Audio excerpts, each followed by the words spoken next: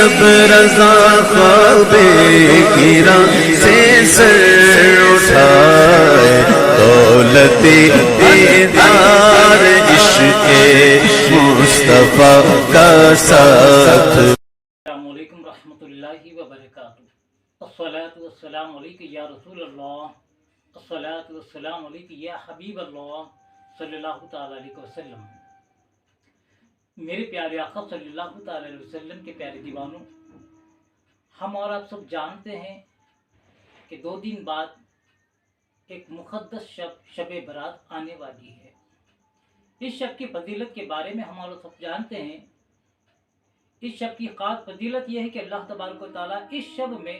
بے شمار گناہگاروں کے گناہوں کو معاف فرماتا ہے، انہیں جہنم کی آگ سے آزادی عطا فرماتا ہے اور ہر ایک کی توبہ قبول فرماتا ہے۔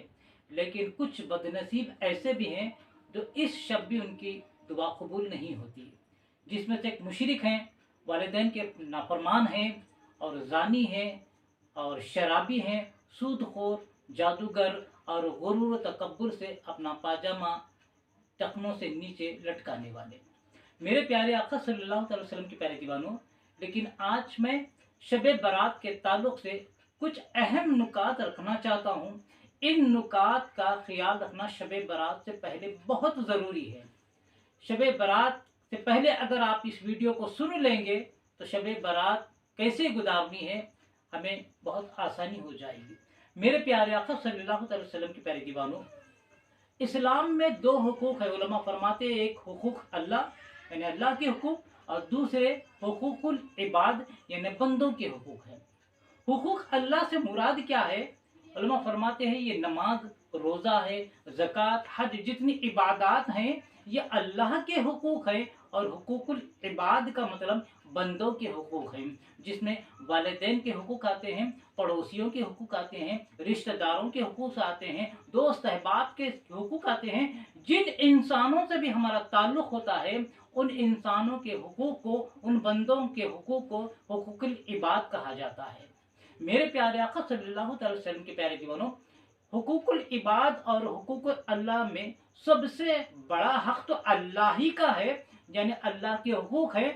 نماز، روزہ، حج تک جتنی عبادات ہیں، پوری کوشش کرنے کے بعد بھی اگر کچھ غلطی ہو جاتی ہے تو اللہ تبارک و تعالیٰ کی رحمت سے امید ہے کہ وہ ہمیں معاف فرمائے گا۔ لیکن حقوق العباد کا جہاں تک معاملہ ہے، علماء فرماتے ہیں اگر کسی سے ہم نے حق تلفی کی ہے، حقوق العباد یعنی والدین سے ہو، پڑوسیوں سے ہو، رشتہ داروں سے ہو، دوست احباب سے ہو، یہ ان کے حقوق میں ہم نے کمی کی ہے، یعنی ان کا حق ہم نے سلب کیا ہے، ان کو تکلیف پہنچائی ہے، تو جب تک یہ معاف نہ کریں گے اللہ تبارک و تعالیٰ بھی ہمیں اس گناہ کو معاف نہیں فرمائے گا۔ میرے پیارے آقا علیہ الصلوۃ والسلام کے پیارے دیوانوں، اللہ کے رسول صلی اللہ تعالی وسلم ارشاد فرماتے ہیں کہ کسی مومن کی دل آزاری کرنا، کسی مومن کے دل کو ٹھیس پہنچانا، تکلیف پہنچانا اتنا بڑا گناہ ہے کہ یہ کعبۃ اللہ کو ڈھانے سے زیادہ بڑا گناہ ہے۔ اللہ کے رسول ارشاد فرماتے ہیں میرے پیارے آقا صلی اللہ علیہ وسلم کے پیارے دیوانوں، تو لہذا ہمیں کرنا کیا چاہیے؟ جن بندوں کے بھی ہم نے حق تلفی کی ہے، جن کی بھی ہم نے غیبت کی ہے، چغلی کی ہے، شکایت کی ہے، دلوں کو ٹھیس پہنچائی ہے، چاہے والدین کی نافرمانی ہم نے کی ہے،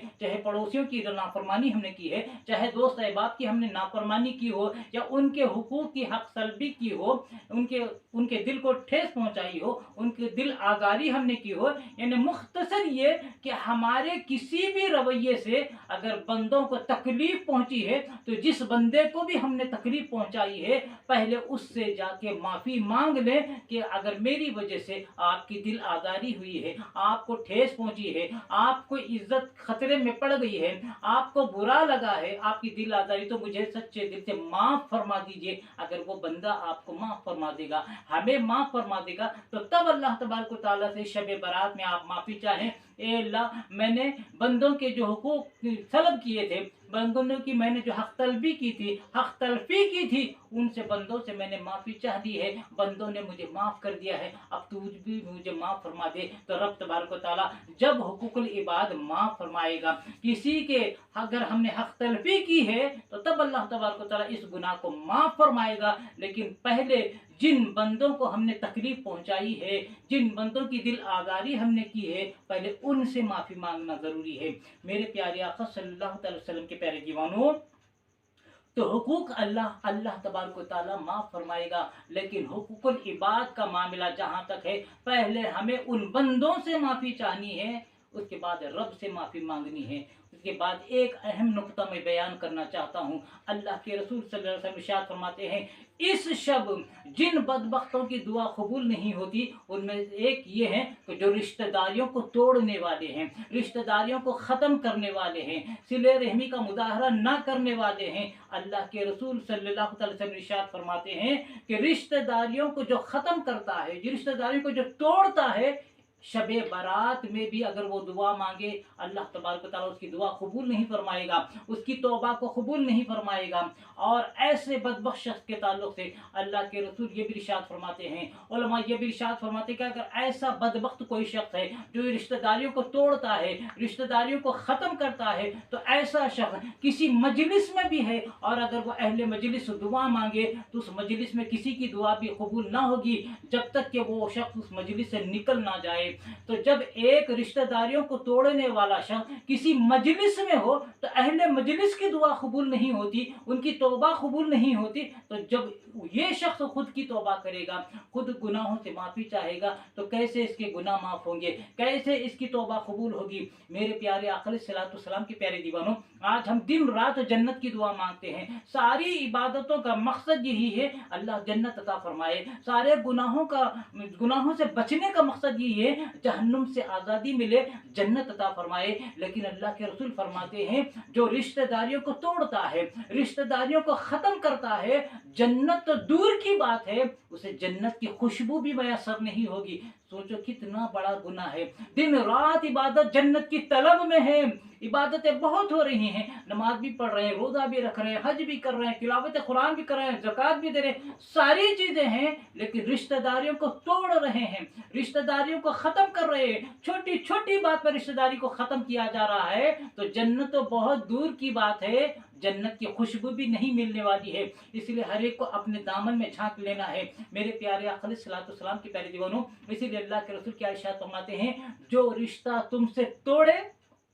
तुम उससे रिश्ता जोड़ो, जो रिश्तेदारी तुमसे तोड़े तुम उससे रिश्तेदारी जोड़ा करो। मेरे प्यारे आका अलैहिस्सलातु वस्सलाम के प्यारे दीवानों, चाहे रिश्तेदारों में हो, चाहे ख़ानदान में हो, चाहे पड़ोसियों में है, अगर लड़ाई झगड़े की वजह से भी रिश्ता ख़त्म हो गया है, ताल्लुक़ ख़त्म हो गया है, या बाज़ वक्त लड़ाई झगड़ा तो नहीं होता लेकिन ख़ानदानों में, भाई बहनों में हो, किसी में भी हो, बाज़ वक्त गलत फहमी की बुनियाद पर एक दूसरे से रिश्ता तोड़ लिया जाता है। भाई भाई से रिश्ता ख़त्म कर रहा है, बहन बहन से रिश्ता ख़त्म कर रही है, भाई बहन से रिश्ता ख़त्म कर रहा है, बहन भाइयों से रिश्ते ख़त्म कर रही है, गलत फहमी की बुनियाद पर खुद ही रिश्तेदारी ख़त्म करते हैं और ये कहा जाता है हमारे दरवाजे उनके लिए बंद, उनके दरवाजे हमारे लिए बंद, हम मरे भी तो तुम नहीं आना, तुम मरे भी तो हम नहीं आते। ये कहकर छोटी छोटी बातों पर रिश्तेदारी को तोड़ा जा रहा है। तो ऐसे लोग सोच लें, इबादत जितनी भी करो लेकिन रिश्तेदारियों को अगर ख़त्म कर रहे हो,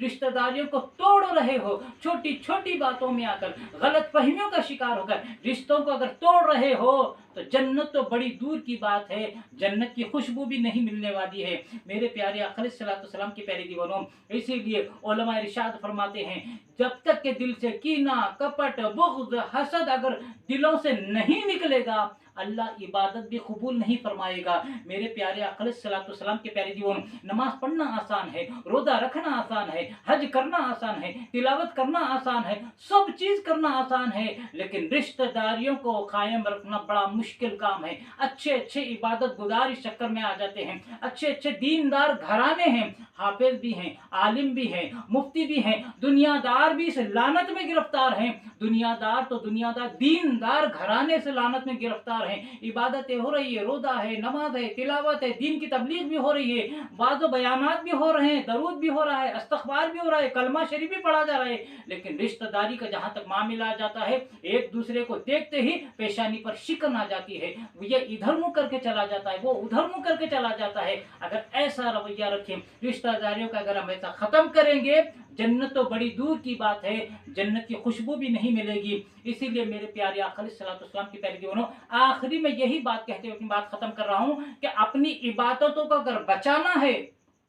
अपनी इबादतों को अगर बचाना है तो रिश्तेदारियों को कायम करना जरूरी है। टूटे रिश्तों को जोड़ो, टूटे दिलों को जोड़ो, तो अल्लाह तबारक व तआला रिश्तेदारियों की कायम करने की बदौलत अल्लाह तबारक व तआला इबादत भी कबूल फरमाएगा, शब बारात में तौबा भी कबूल फरमाएगा। लिहाजा इबादतें बाद में करना है, लेकिन पहले अपने दिलों से कीना, कपट, बुग़्ज़, हसद, नफरतें, कदूरतें, ये सब लानतों को निकाल कर फेंक कर दिल को एक आईने की मानिंद साफ सुथरा करो। उसके बाद जो भी इबादत करेंगे अल्लाह तबारक व तआला कबूल फरमाएगा। इसीलिए हमें चाहिए कि शब बारात तो आने वाली है, शब बारात में खूब टूट कर इबादत करें, रो रो के अपने गुनाहों से माफ़ी चाहें, अपने गुनाहों से माफ़ी चाहें, जहन्नुम से पनाह मांगे, जन्नत की तलब करें। लेकिन उससे पहले हुकूकुल इबाद का ख्याल रखते हुए जिन बंदों को भी हमने तकलीफ पहुंचाई है उनसे माफ़ी चाहें और टूटे रिश्तों को जोड़ें। उसके बाद इबादत करेंगे। अल्लाह तबारक व तआला अपने फजल व करम से अपने हबीब के नाले ने पाक के सदक़त तुफ़ैल में हमें जन्नतुल फिरदौस अता फरमाएगा।